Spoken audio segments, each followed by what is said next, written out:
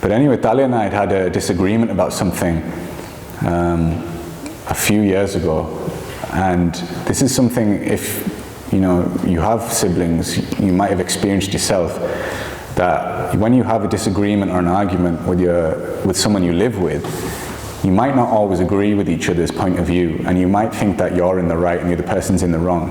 And because you can't come to a middle ground or a compromise or apologize to each other, we didn't often say sorry to each other because we were so competitive, and you just kind of go your own ways for a short period of time and then pretend it never happened. And this is what Taalay and I did about certain things that we didn't agree upon over time. But we'd had a particular disagreement a few years ago that we just kind of brushed under the carpet and pretended it never happened. But it was something that came between us a little bit. And anyway, we sat in the car while we were waiting for my mother to arrive at a country market. Taalay and I are chatting, and we're talking about duty, and he's talking about my parents moving to Islamabad, closer to Islamabad, and if I would ever consider it, and things like this. And then all of a sudden, just casually, he brings up this conversation about this disagreement we had, and he did it in such a casual way that I didn't even take much notice of it. And Taalay wasn't one to apologize by saying sorry. He wouldn't say sorry. He would do it with his actions. Words can mean nothing if you don't follow it up with actions. And Taalay was always one who would follow it up with actions. He wouldn't need to say sorry because he would make sure he'd put things right by doing things for you afterwards.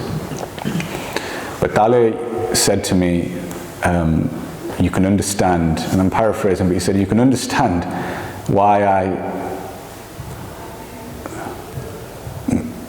made the decisions that I did back then, and I can see now that I was wrong. And he just said it dead briefly, and then afterwards he made a joke about something else, and we just laughed it off. But in that moment, just like that, he apologized, and that disagreement that we had, and it was slightly between us, only a small amount, was put to rest. And then after that, he said salam, and then I shook his hand. I think by that point he'd realized he'd been sat in the car with me for 20 minutes. It didn't really matter if he had COVID, then I would have definitely had it, and vice versa. So he said salam and he shook my hand, and again, I'm really grateful that I got to say salam to him properly like that. And then he went on his way to his car. But again, he showed he was always a really loving older brother, and he did so in his own way, but he knew that this was something that was between us just slightly, and he just put everything to rest, and he took responsibility as the older brother.